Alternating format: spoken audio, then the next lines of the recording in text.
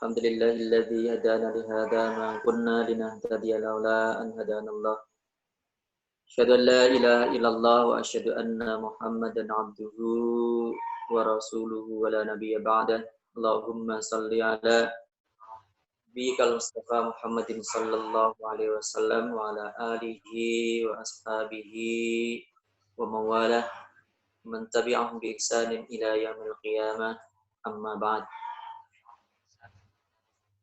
Hadirin yang dirahmati Allah Subhanahu wa taala, Bapak-bapak, ibu-ibu dan saudara-saudara sekalian, dirahmati Allah Subhanahu wa taala. Alhamdulillah kita dikumpulkan kembali oleh Allah Subhanahu wa taala dalam kesempatan ini di awal bulan Ramadan ini. Meskipun tidak bisa maksimal ya, karena keadaan yang memang tidak diinginkan.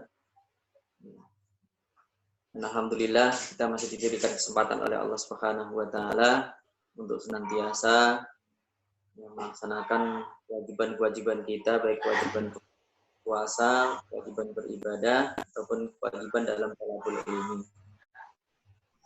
Dalam kesempatan ini kita akan membahas tentang maqasidus shaum atau tujuan-tujuan dari disyariatkannya puasa. Bahwa ketika Allah Subhanahu wa taala mensyariatkan baik itu ibadah, maka sesungguhnya di balik syariat itu ada tujuan-tujuan, ya, ada maqasid di balik perintah tersebut. Tadi rahmati Allah Subhanahu wa taala, ada beberapa tujuan. Kalau kita kaji lebih dalam sebenarnya banyak sekali maqasid syariah yang berkaitan dengan puasa ini. Dalam kesempatan kita kali ini kita akan menyampaikan beberapa di antaranya. Dan kalau sudah sering kita dengar, yang sering kita pelajari, yang sering kita kaji, di antaranya bahwa di antara tujuan-tujuan puasa itu yang utama, seperti disebutkan dalam Al-Quran itu adalah la'allakum tattaqun, supaya kita menjadi orang-orang yang bertakwa. Jadi rahmati Allah Subhanahu wa taala. Namun kalau kita telusuri lebih jauh lagi, banyak sekali tujuan-tujuan disyariatkannya berpuasa. Di antaranya adalah yang jarang kita kaji, meskipun hadisnya juga sering kita pelajari. Di antara tujuan itu yang pertama adalah mengangkat derajat manusia. Hadirin rahmati Allah Subhanahu wa taala. Allah Subhanahu wa taala telah berfirman, "Wa narfa'u darajatin man nasha'u inna rabbaka hakimun alim." Wa narfa'u, dan kami tinggikan, darajatin, beberapa derajat, man, bagi orang-orang nasya'u yang kami kehendaki. Inna rabbaka hakimun alim. Sesungguhnya Tuhan kamu, Rabb kamu adalah yang maha bijaksana lagi maha mengetahui. Jadi dalam ayat ini disebutkan bahwa Allah menghendaki siapa saja yang ingin diangkat derajatnya. Jadi derajat seseorang itu ditentukan oleh Allah Subhanahu wa taala. Bagaimana caranya Allah mengangkat derajat seseorang? Di antaranya adalah dengan melalui puasa ini. Bahwa Allah akan mengangkat derajat orang-orang yang dia senantiasa tunduk dan patuh di dalam menjalankan syariat-syariat Allah. Tidak ada kemuliaan tanpa disertai dengan ketaatan kepada Allah Subhanahu wa taala. Hanya orang-orang yang taat kepada Allah yang akan diangkat derajatnya oleh Allah Subhanahu wa taala. Di antaranya adalah dengan melalui puasa ini. Rasulullah Shallallahu alaihi wasallam dalam sebuah hadis yang diriwayatkan oleh Abi Hurairah, beliau bersabda, "Idza jaa Ramadan futihat abwabul jannah wa ghulliqat abwabun nar wa suffidatis sayatin." Rahmati Allah Subhanahu wa taala, idza jaa Ramadan, apabila datang bulan Ramadan, futihat abwabul jannah, maka dibukalah pintu-pintu surga, wa ghulliqat abwabun nar, dan ditutuplah pintu-pintu neraka, wa suffidatis sayatin, dan dibelenggulah setan-setan itu. Rahmati Allah Subhanahu wa taala, hadis ini menjelaskan tentang keutamaan datangnya bulan Ramadan. Dikatakan futihat abwabul jannah, dibuka pintu-pintu surga. Ini merupakan ungkapan tentang banyaknya melakukan taat yang menjadi sebab dibukakannya pintu-pintu surga. Jadi futihat abwab, dibuka pintu-pintu surga. Nah, pintu-pintu surga itu dibuka melalui melakukan taat kepada Allah Subhanahu wa taala.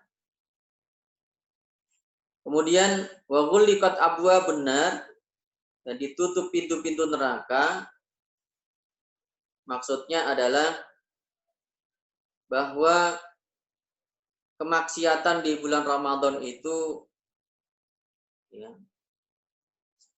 ditutup oleh Allah Subhanahu wa taala. Ketika orang-orang Islam banyak melakukan ibadah, melakukan ketaatan kepada Allah Subhanahu wa taala, maka berarti di situ kesempatan setan untuk menggelincirkan manusia, untuk menggoda manusia, untuk mengganggu manusia itu sangat sedikit. Hingga dikatakan di situ ghuliqat abwabun nar wa suffidatis sayatin, dan dibelenggulah setan-setan itu. Hingga ini menjelaskan tentang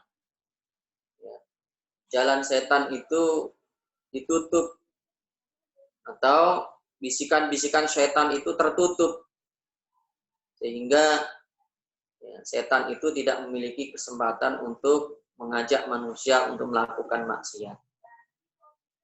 Rahmati Allah Subhanahu wa taala, dengan melaksanakan banyaknya kegiatan-kegiatan ibadah, menjauhi perbuatan-perbuatan tercela atau perbuatan maksiat, maka ini menjadi pintu terbukanya surga Allah Subhanahu wa taala.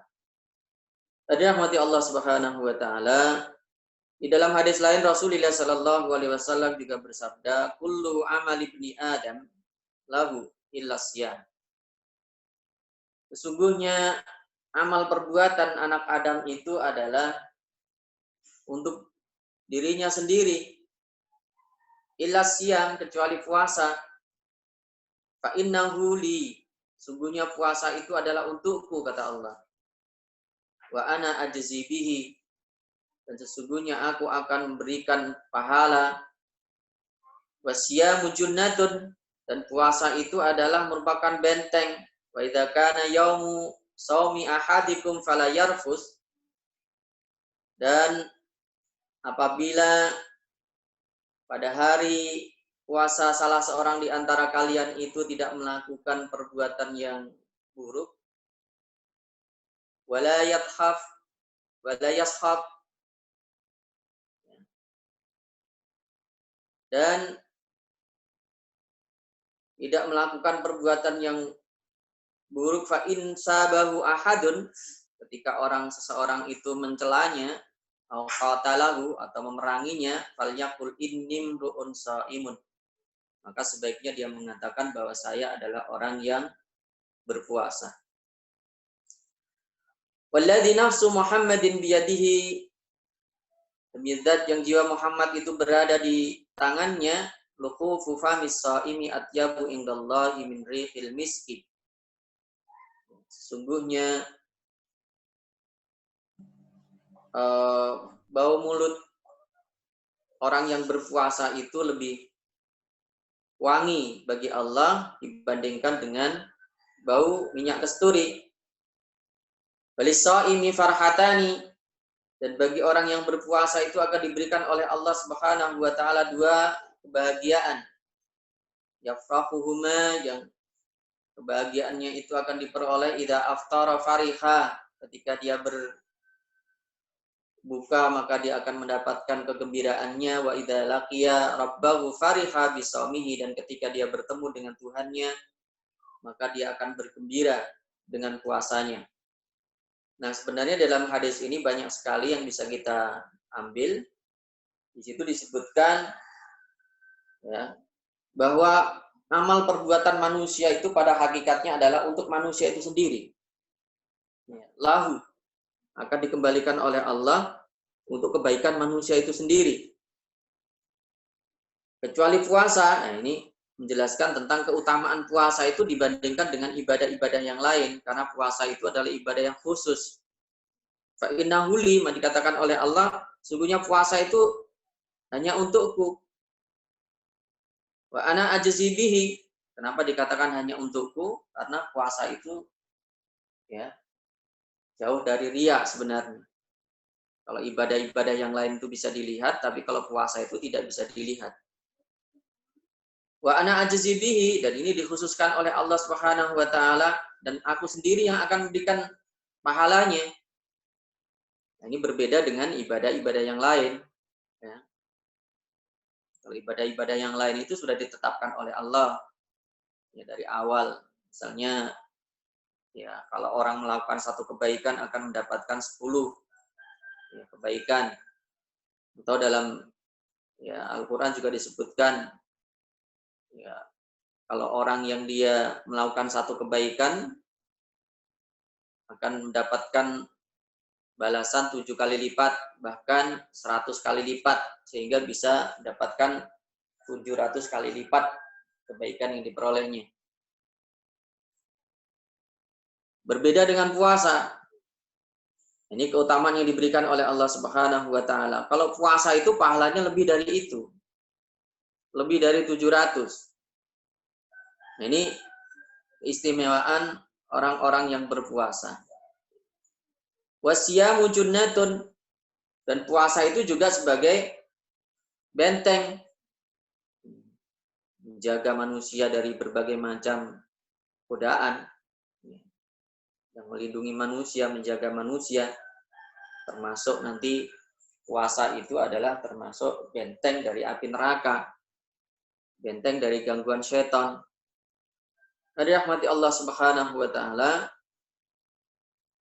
ketika seseorang memusuhi kita, ya, ketika seseorang itu mengganggu kita ketika bulan puasa, maka sebaiknya dia mengatakan inni shaimun. Ini menjelaskan bahwa ya orang berpuasa itu dilarang untuk melakukan perbuatan-perbuatan yang tercela, meskipun yang mengawal itu bukan kita, bukan orang yang berpuasa. Ada rahmati Allah Subhanahu wa taala, juga dijelaskan bahwa bau mulut ya orang yang berpuasa itu lebih wangi dibandingkan dengan minyak kasturi. Ini juga menjelaskan tentang keutamaan orang-orang yang berpuasa. Ya, meskipun mulutnya itu bau, tapi bagi Allah Subhanahu wa taala ya, dianggap seperti minyak wangi.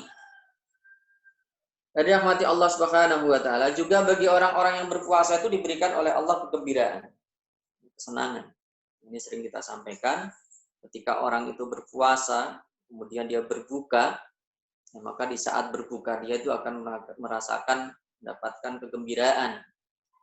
Ya, kegembiraan di situ ada dua, iftar itu ya, berbuka ketika datang waktu maghrib, atau iftar itu datangnya bulan Syawal.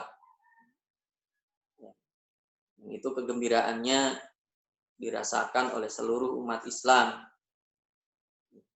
Jadi kalau iftar datangnya maghrib itu kita akan merasakan betapa senangnya ketika kita berbuka itu setelah seharian penuh menahan lapar, maka ketika berbuka itu kita akan merasakan kegembiraan, kesenangan, dan itu adalah merupakan ya kepuasan tersendiri, bahwa orang itu akan merasakan kesenangan ketika ya mengalami penderitaan.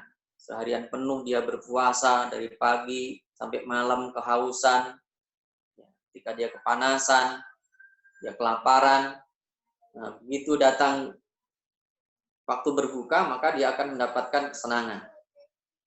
Jadi rahmati Allah Subhanahu wa taala, terutama nanti adalah kesenangan yang terbesar itu adalah ketika bertemu dengan Allah Subhanahu wa taala. Nikmat tertinggi ya yang diperoleh orang-orang beriman itu adalah nanti ketika bertemu dengan Allah Subhanahu wa taala. Jadi rahmati Allah Subhanahu wa taala. Nah, di antara keutamaannya lagi adalah kullu amali ibni Adam yudha'aful hasanatu asyru amsalihha illa sab'i mi'ati dhi'fin. Disebutkan oleh Rasulullah sallallahu alaihi wasallam tentang keutamaan orang-orang beramal. Jadi kalau biasanya orang beramal itu dilipat gandakan pahalanya ya, 10 kali lipat sampai 700 kali lipat. Illa saum, kecuali berpuasa. Nah, kalau berpuasa itu masih dirahasiakan oleh Allah Subhanahu wa taala saking banyaknya pahala yang akan diberikan oleh Allah Subhanahu wa taala. Kemudian berikutnya adalah di antara keutamaan yang diberikan oleh Allah Subhanahu wa taala kepada orang-orang yang berpuasa, bahwa orang-orang yang berpuasa itu disediakan oleh Allah Subhanahu wa taala tempat yang terbaik di surga. Khusus untuk orang-orang yang berpuasa. Bahkan disediakan pintu khusus untuk masuk surga yang disebut dengan Babur Rayyan. Ini adalah penghormatan yang diberikan oleh Allah Subhanahu wa taala kepada orang-orang yang ahlul ibadah, terutama adalah bulan ibadah puasa. Dikatakan inna fil jannati baban yuqalu lahu ar-rayyan. Di surga itu ada pintu ya, khusus disebut dengan pintu ar-rayyan. Yadkhulu minhu shaimun yaumal qiyamah. Pintu itu dimasukin atau dilewati oleh orang-orang yang berpuasa nanti pada yaumul qiyamah. La yadkhulu minhu ahadun ghairuhum. Yang pintu surga yang bernama Ar-Rayyan itu tidak akan dimasuki oleh siapapun selain hanya orang-orang yang berpuasa. Khusus untuk orang-orang yang ahlus shaum, ahli puasa. Kemudian dikatakan yuqalu aina shaimun. Kemudian dipanggil, ditanyakan, di mana orang-orang yang berpuasa? Fayaqumun la yadkhulu minhu ahadun ghairuhum. Tidak ada yang masuk melalui pintu itu seorang pun ya, kecuali orang-orang yang berpuasa. Fa idza dakhalu ughliqa falam yadkhulu minhu ahadun. Ketika orang-orang yang berpuasa itu sudah masuk, maka kemudian pintu surga itu ditutup dan tidak ada seorang pun yang bisa masuk lagi.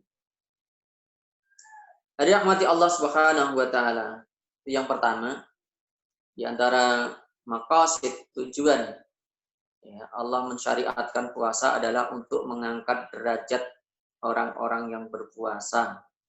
Jadi orang-orang yang berpuasa ya, diberikan oleh Allah keistimewaan. Ya, banyak sekali keistimewaannya, disediakan oleh Allah tempat yang terbaik, bahkan bau mulutnya juga yang ya bagi kita, bagi manusia itu adalah ya, bau yang tidak enak, tapi bagi Allah Subhanahu wa taala ya, diberikan anugerah bahwa itu adalah termasuk bau yang sangat wangi. Jadi rahmati Allah Subhanahu wa taala. Kemudian di antara maqasid yang berikutnya adalah kenapa Allah Subhanahu wa taala mensyariatkan atau memerintahkan berpuasa. Ini sebagaimana perintah-perintah ibadah yang lain, bahwa di antara maqasidnya atau tujuannya adalah bahwa puasa itu digunakan untuk membersihkan dosa-dosa kita. Hal ini ditegaskan oleh Rasulullah SAW dalam hadis yang diriwayatkan oleh Abi Hurairah. Qala Rasulullah SAW, bahwa Rasulullah SAW bersabda, "Man shoma Ramadhana imanan wa ihtisaban, ghufira lahu ma taqaddama min dzambihi." Ini sering kita baca hadisnya ini. Jadi barang siapa yang dia berpuasa Ramadan karena didasarkan kepada keimanan, dan hanya mengharapkan ridho dari Allah Subhanahu wa taala, maka akan diampuni dosa-dosanya oleh Allah Subhanahu wa taala. Nah, dalam hadis lain juga disebutkan bahwa Rasulullah sallallahu alaihi wasallam bersabda, "As-shalawatul khamsu wal jum'atu ila jum'ati wa Ramadan ila Ramadan mukaffaratun ma bainahunna idza tanabat al-kaba'ir." Bahwa salat 5 waktu, salat Jumat ke Jumat berikutnya, kemudian puasa Ramadan sampai Ramadan berikutnya. Ini keutamaannya puasa Ramadan. Itu menghapus dosa selama 1 tahun. Jadi dosa kita mulai puasa ini sampai puasa yang akan datang, itu akan dihapus oleh Allah Subhanahu wa taala dengan syarat, dengan ketentuan apabila dia menjauhi dosa besar. Kalau dosa besar nggak bisa dihapus dengan sholat, dengan zakat, dengan puasa. Harus dengan taubat. Harus dengan meninggalkan dosa itu. Kalau dosa kecil, nah ini secara otomatis sudah diampuni oleh Allah Subhanahu wa taala. Jadi selama 1 tahun, dari tahun sekarang sampai tahun berikutnya sudah diampuni oleh Allah Subhanahu wa taala. Kalau itu dosa kecil. Kemudian yang berikutnya di antara tujuan yang ketiga adalah untuk menundukkan keinginan-keinginan. Manusia itu memiliki banyak keinginan. Zuyyina lin-nasi hubbus syahawat. Dalam Al-Qur'an disebutkan begitu. Zuyyina. Telah dihiasi linnas bagi manusia hubbus syahawat, menyukai banyak keinginan. Manusia itu punya banyak keinginan. Nah, terutama dengan adanya puasa itu, keinginan-keinginan buruk manusia itu akan bisa dikendalikan. Jadi keinginan-keinginan buruk manusia itu keinginannya selalu condong kepada keburukan. Maka dengan puasa itu keinginan-keinginan buruk itu akan dikendalikan. Termasuk berkaitan dengan contohkan di sini, ya ma'syarasy syabab man istata'a minkumul ba'ah falyatazawwaj. Man lam yastati' fa 'alaihi bis-shaum fa innahu lahu wija. Bagi orang yang belum menikah, maka keinginannya,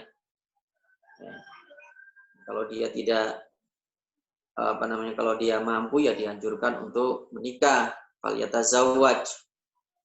Nah, kalau dia tidak mampu atau belum mampu, maka dianjurkan dengan puasa. Kenapa dengan puasa? Karena dengan puasa itulah keinginannya itu bisa diredam, bisa ditahan.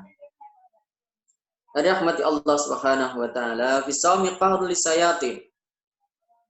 Di puasa itu memaksa setan. Fa inna wasilatahu ilal idlali wal ighwa'i asyahawat.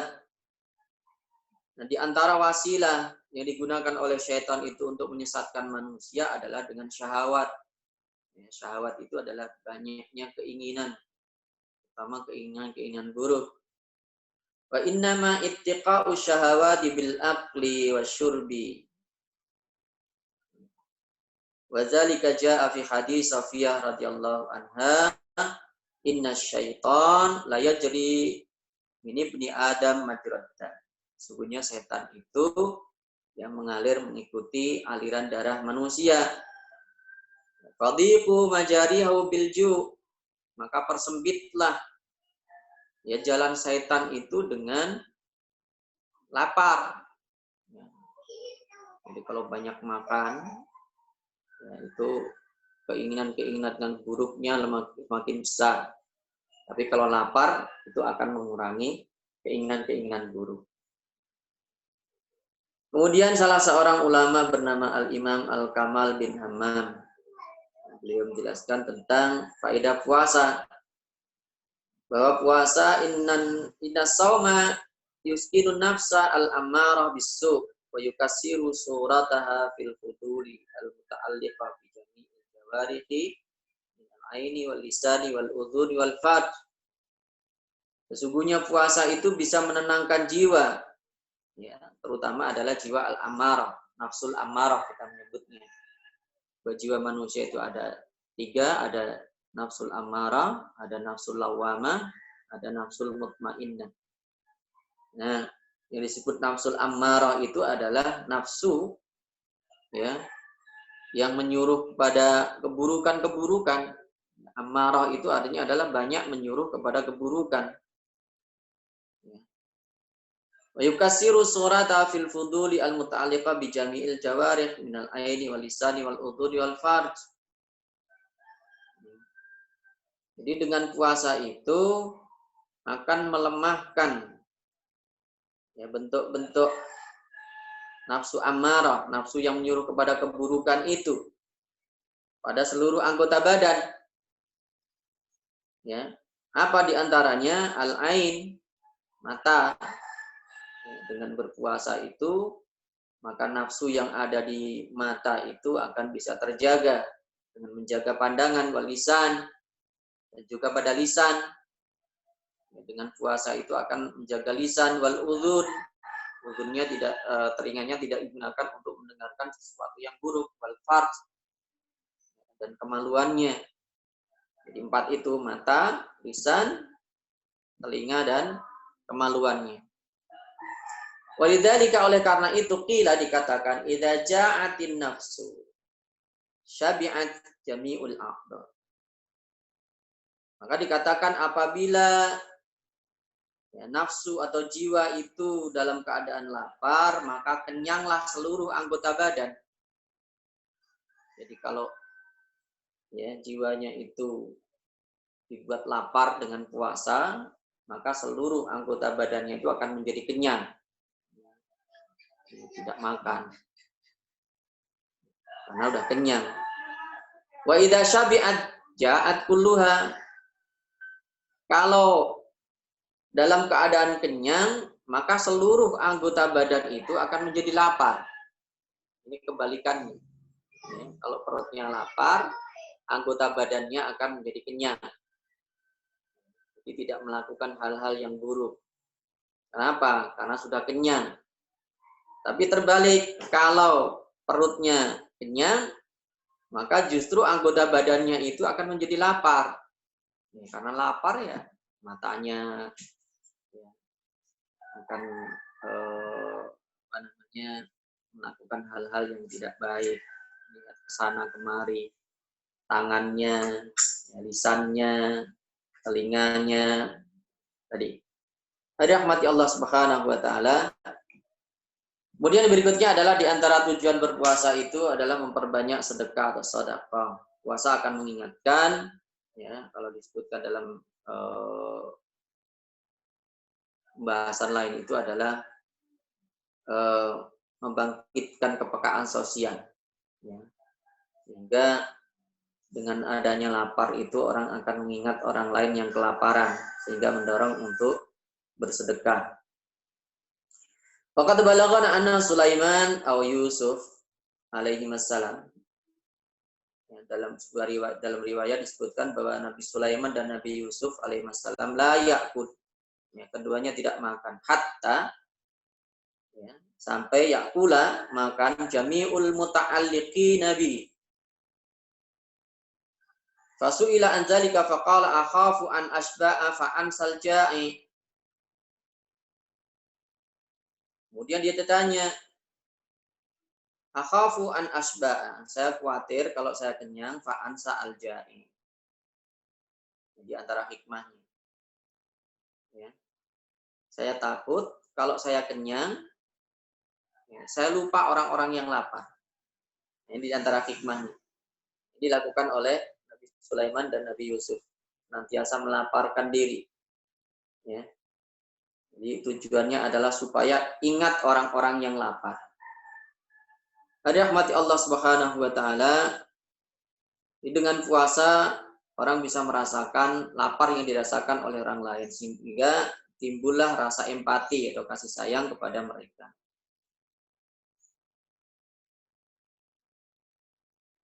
Kemudian yang berikutnya, bahwa puasa adalah merupakan di antara tujuan puasa adalah untuk bersyukur kepada Allah Subhanahu wa taala, atau puasa itu adalah sebagai bentuk syukur kepada Allah Subhanahu wa taala. Dan ini secara umum adalah berlaku untuk semua ibadah.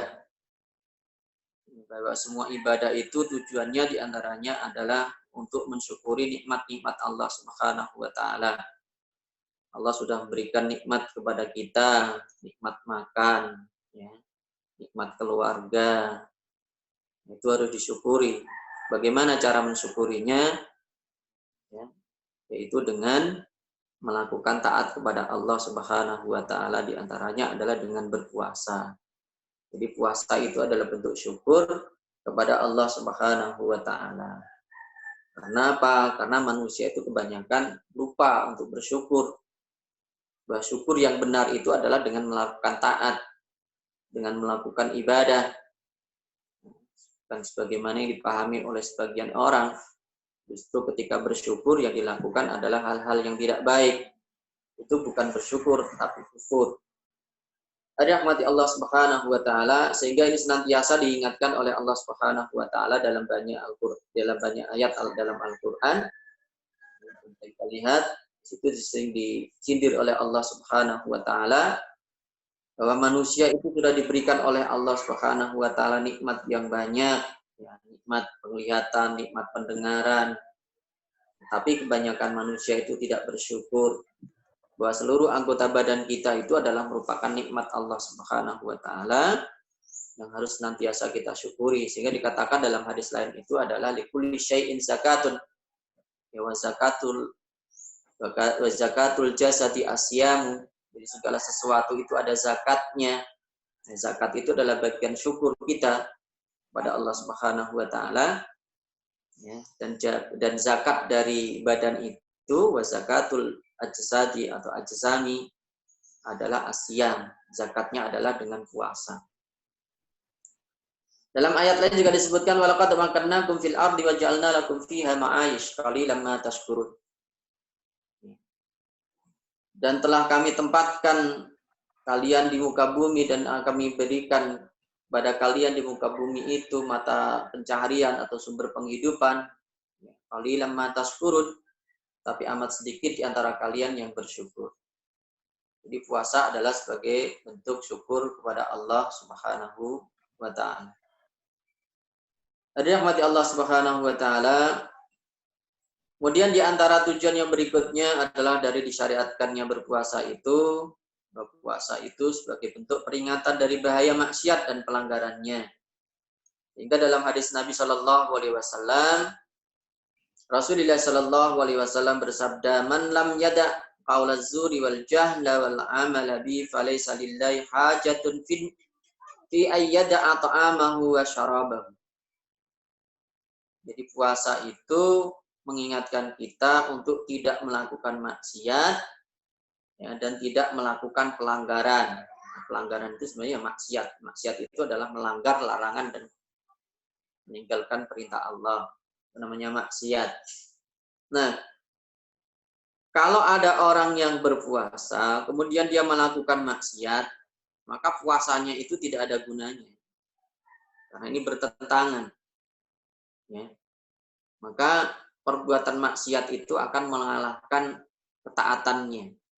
Jadi meskipun dia berpuasa, ketika dia melakukan maksiat, maka puasanya itu tidak ada gunanya. Ya. Tidak ada manfaatnya. Maka ya, puasa itu mengingatkan kita dari bahaya maksiat dan pelanggaran. Apa bahayanya? Yaitu diantaranya tadi tidak diterimanya amal ibadahnya. Rasulullah Sallallahu Alaihi Wasallam menjelaskan dalam hadis tadi, bahwa barang siapa yang tidak meninggalkan perkataan dusta, tadi lisannya ya, tidak dijaga, bersikap bodoh dan beramal dengannya, maka Allah tidak butuh ya dari meninggalkan makan dan minumnya. Jadi kalau ada orang yang mengatakan perbuat perkataan buruk, ya, dan dia masa bodoh dengan hal itu, maka Allah juga tidak mau tahu dengan puasanya. Ya. Padahal puasa itu adalah untuk memperoleh ridho dari Allah Subhanahu wa taala. Jadi ketika dia berpuasa ya jangan sampai melakukan perbuatan-perbuatan buruk karena itu bertentangan. Ya, taat bertentangan dengan maksiat. Maka maksiat itu akan mengalahkan ketaatan. Ketaatannya tidak bermanfaat. Di dalam hadis lain juga disebutkan idza asbaha ahadukum yawman sha'iman fala yarfus wa la yajhal. Ya, barang siapa di antara kalian ya di pagi hari dalam kondisi berpuasa, maka janganlah berkata yang buruk. Ya, fala yarfus wa la yajhal, dan jangan bersikap bodoh atau masa bodoh. Puasa tapi dia nggak peduli. Ya. Dia tidak mau tahu. Maka dia melakukan keburukan-keburukan, maka ya ibadahnya tidak diterima oleh Allah Subhanahu wa taala.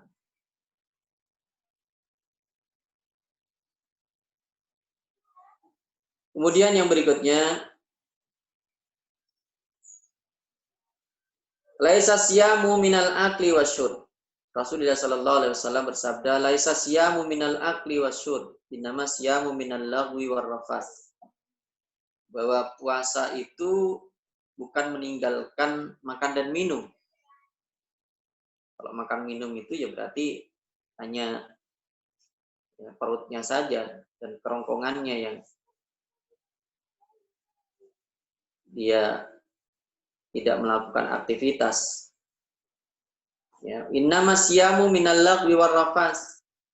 Sesungguhnya puasa yang dimaksud itu adalah meninggalkan ya, perkataan-perkataan yang sia-sia, warrafas, dan perbuatan buruk. Jadi hakikat puasa itu adalah bukan hanya meninggalkan makan minum saja, tetapi harus meninggalkan perbuatan yang buruk. Ya. Maka dikatakan oleh Rasulullah Sallallahu Alaihi Wasallam, fa in syabaka ahadun aw jahala alaika, faqul inni shaimun, inni shaimun. Jadi jika ada orang yang mencelanya, maka katakan kepadanya bahwa ya, saya sedang berpuasa. Ungkapan saya sedang berpuasa itu sebagai peringatan untuk tidak melakukan perbuatan-perbuatan yang buruk. Kemudian berikutnya yang terakhir, tanpa membatasi pemahaman-pemahaman tentang maqasidus syam, ya. Di antaranya yang terakhir adalah bahwa puasa itu bertujuan untuk menyehatkan jasmani dan rohani. Tidak hanya jasmaninya saja yang sehat, tapi juga rohani. Hal ini dikatakan oleh Ibnul Qayyim, walisawmi ta'sirun ajibun fi khifdil jawarihi zahirati. Ibnul Qayyim mengatakan bahwa puasa itu memiliki ya, pengaruh yang luar biasa dalam menjaga anggota badan yang nampak ya, secara zahir. Jadi puasa itu bermanfaat untuk menjaga anggota badan. Wal quwa al batiniyah. Jadi juga diantaranya adalah memiliki ya, keistimewaan pada kekuatan batiniahnya. Wa himayatuha anit takhlitil jalibi lahal mawat al fasidah. Dan menjaganya dari tercampur dengan hal-hal yang merusak. Allati idza stawalat 'alaiha afsadatha. Yaitu sesuatu yang ketika itu ada pada diri manusia, maka itu akan merusaknya.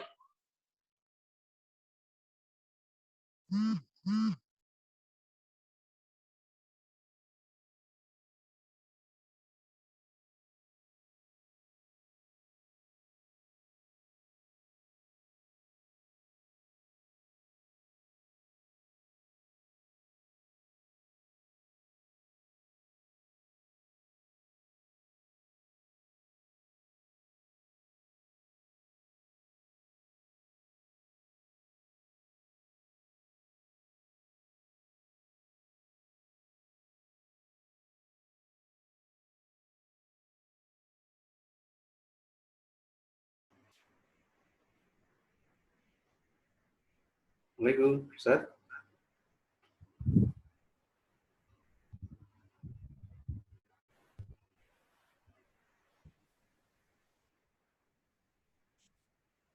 Ibel Sam, kayaknya lost koneksi itu.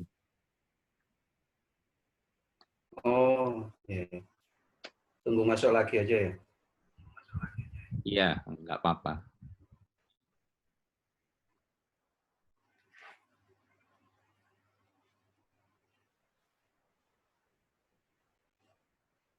Makanya pakai Telkomsel biar aman, Sam.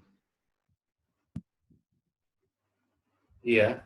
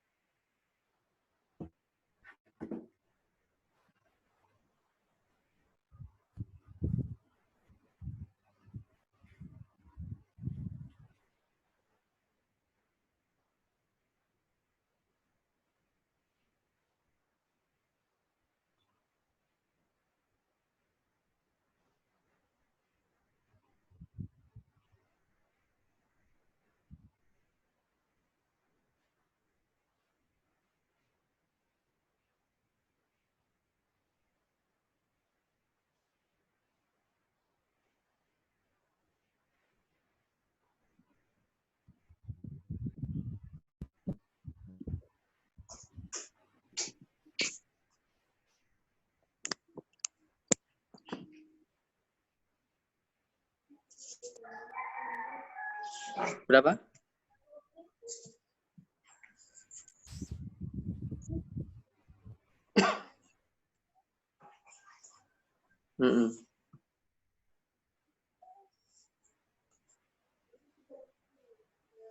Iki sing nggonku sing tak batesi malah. Nggonku sing tak batesi.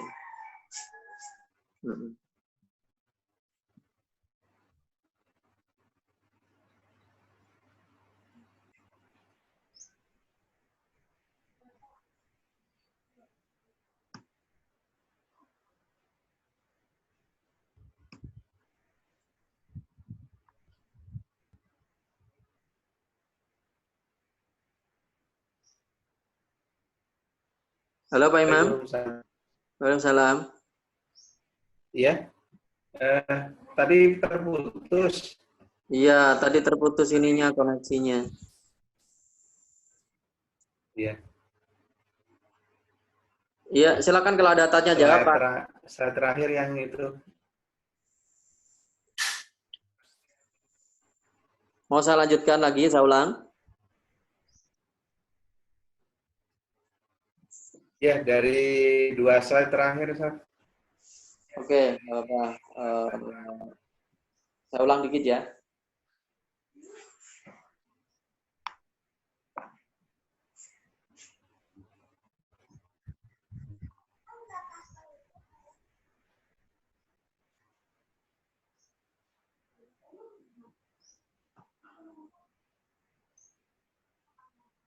Jadi di antara tujuan syariat berkaitan dengan puasa yang terakhir adalah bahwa puasa itu untuk ya menjaga kesehatan baik jasmani maupun rohani. Ya, kalau berkaitan dengan hadisnya Rasulullah SAW telah bersabda, ya, sumu tasihu, berpuasalah maka kalian akan menjadi orang-orang yang sehat. Ini kalau secara kesehatan jasmani.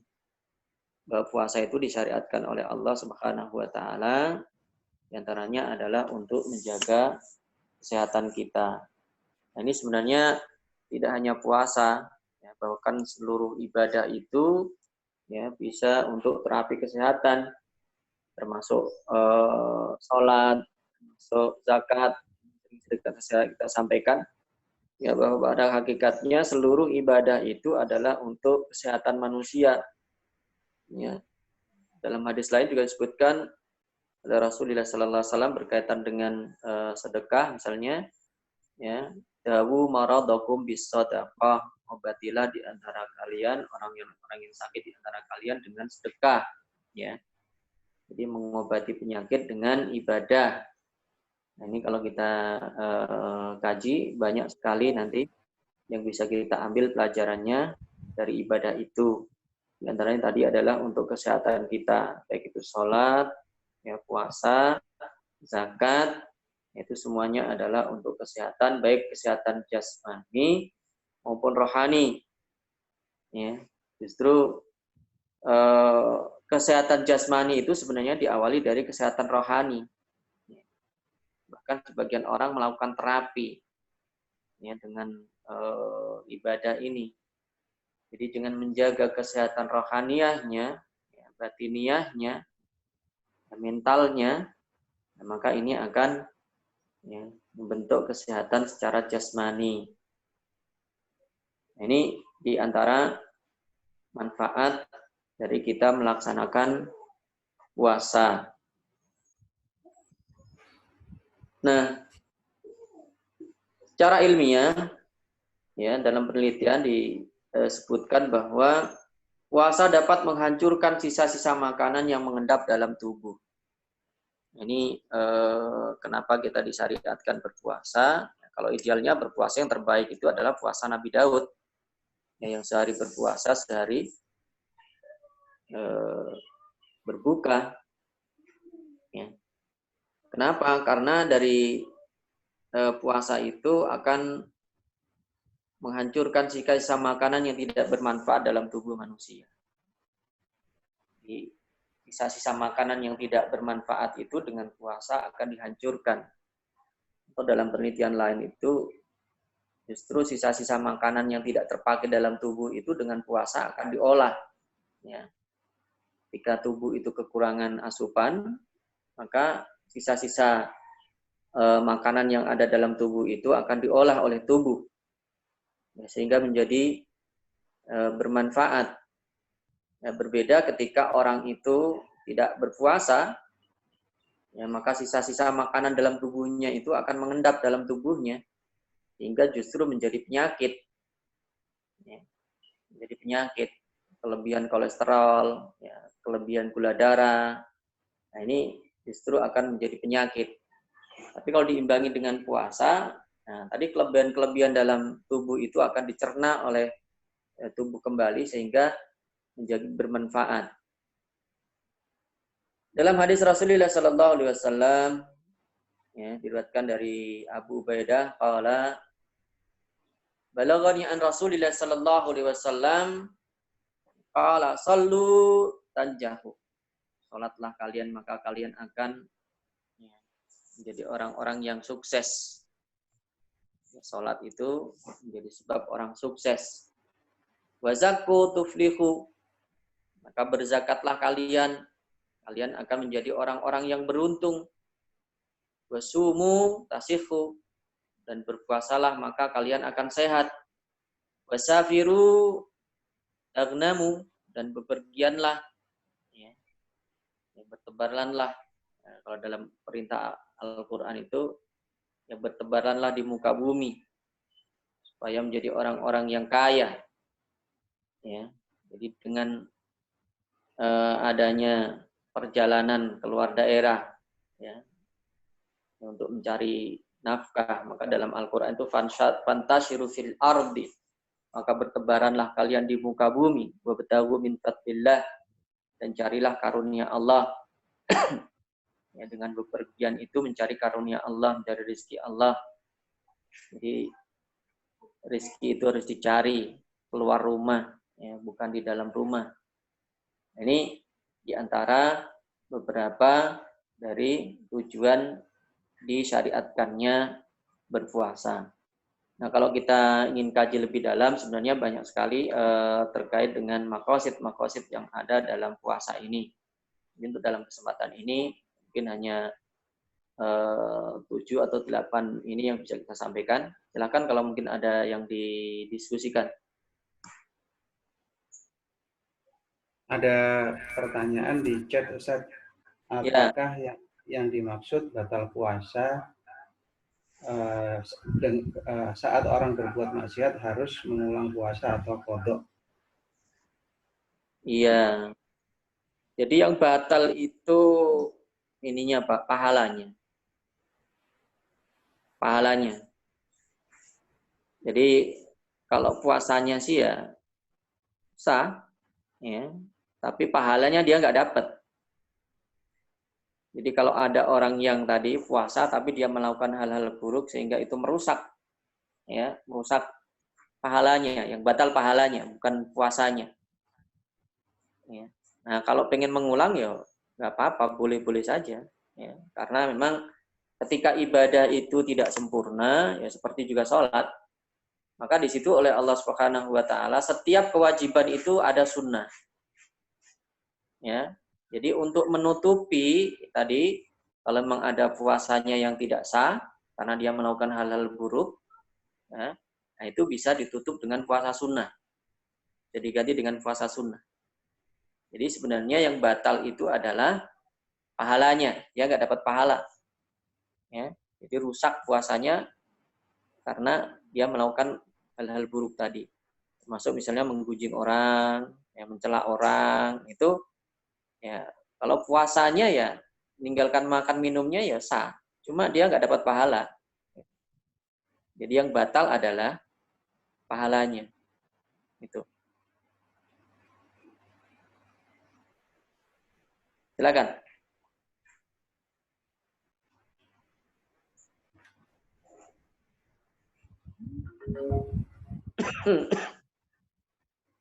Halo Pak Imam.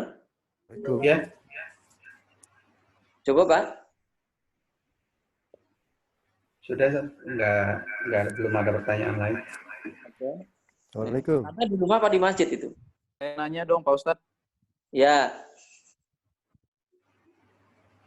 Monggo.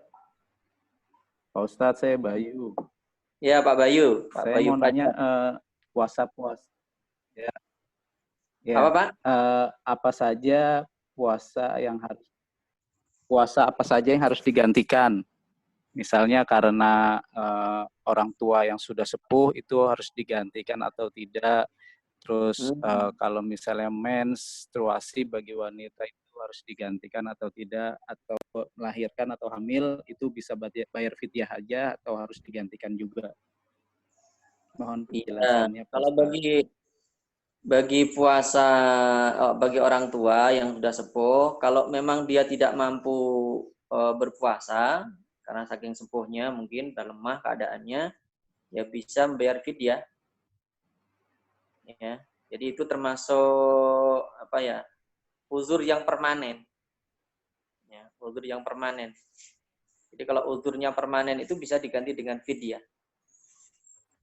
Kalau sakit masih diharapkan sembuh, ya sakit diharapkan sembuh, maka nanti kalau sembuh dia mengganti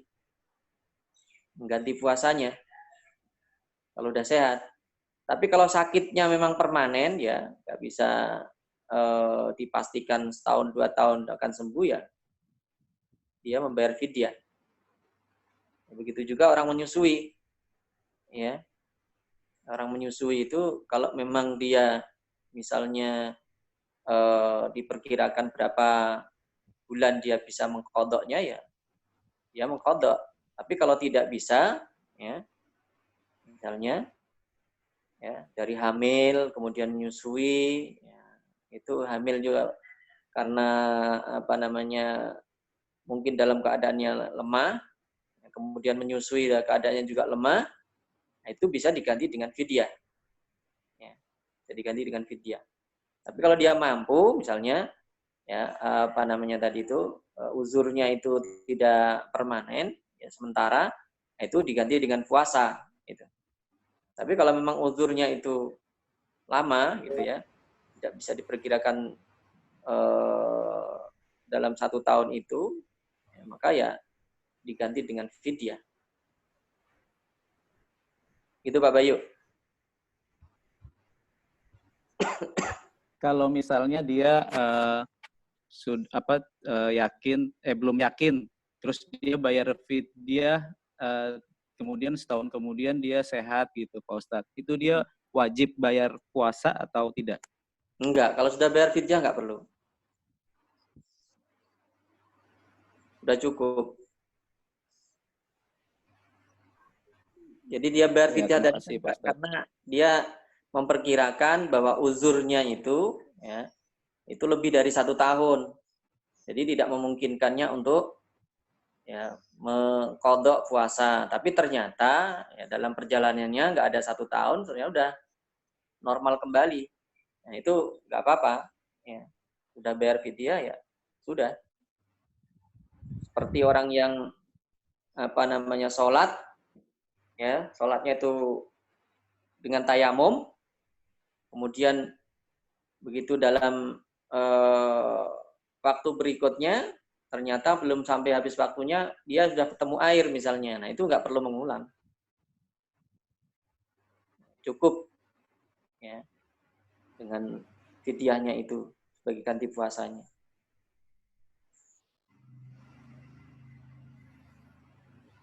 Gimana Pak Bayu, sudah? Sudah, terima kasih Pak Ustadz. Ya Pak. Assalamualaikum Ustaz. Waalaikumsalam Pak Joko. Dengan Joko Ustaz. Sehat Ustaz? Gimana kabarnya Pak? Baik, alhamdulillah sehat. Pak Ustaz bertanya Ustaz. Tadi salah satu makosid atau tujuan puasa itu menundukkan keinginan-keinginan. Tadi itu juga dari hadis Bukhari Muslim tentang wahai pemuda, barang siapa mampu menikah dan seterusnya Ustaz ya. Maka kalau belum mampu berpuasalah. Nah ini kalau lihat dari redaksi itu kan wahai pemuda. Apakah ini juga mewakili untuk kaum wanita? Syukran Ustaz. Iya. Jadi memang kalau hadis atau ayat itu memang tidak dikhususkan untuk orang-orang tertentu. Jadi al-lafdu apa namanya itu bi umumil lafdi la bi khususis sabab. Jadi dalam kaidahnya begitu. Jadi ayat atau hadis itu ya tidak dikhususkan untuk orang-orang tertentu. Tapi untuk semua orang gitu. Jadi walaupun redaksinya itu ya syabab ya, wahai pemuda, ini tidak hanya dikhususkan untuk anak muda saja. Jadi untuk semua orang gitu. Jadi berlaku untuk semua orang.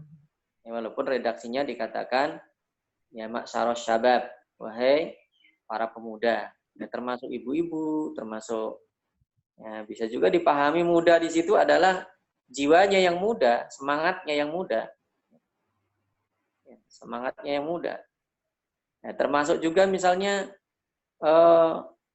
kalau dikhususkan hanya untuk pemuda, ya nanti orang tua dianggap tidak berlaku. Ya. Misalnya ada seorang duda misalnya, ya kan?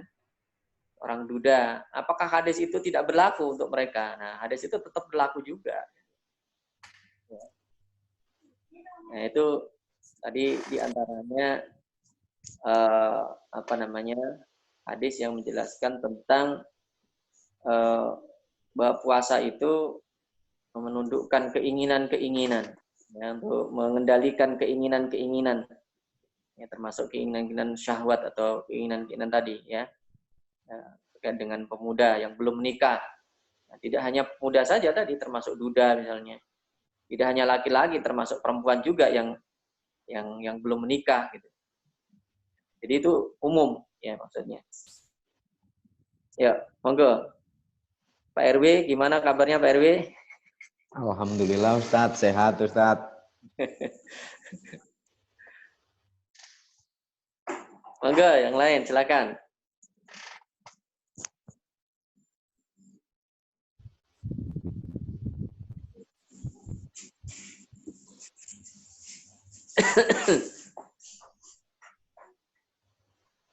Ini Pak Imam dari rumah, Pak? Iya, Ustaz. Di rumah ya. Iya. Silakan kalau ada yang lain.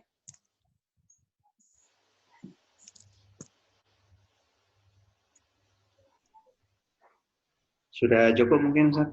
Oh, cukup ya? Ya. Mungkin itu yang bisa kita sampaikan. Mungkin tidak bisa maksimal. Keadaannya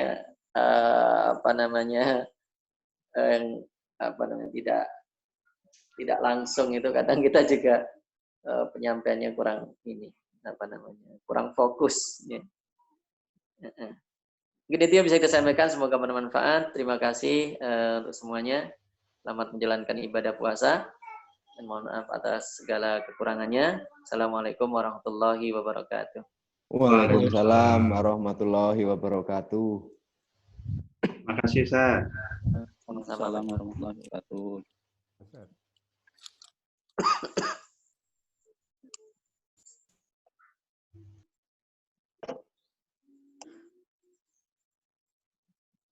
Teman-teman, Afwan, saya keluar dari meeting ya. Assalamualaikum warahmatullahi wabarakatuh. Waalaikumsalam warahmatullahi wabarakatuh. Waalaikumsalam.